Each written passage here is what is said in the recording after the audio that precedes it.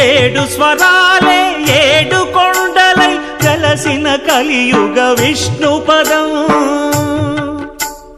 అన్నమయ్య జననం ఇది అన్నమయ్య జననం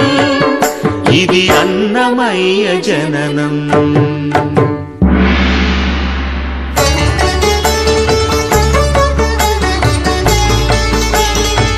హరిషడ్వర్గము తెగనరికే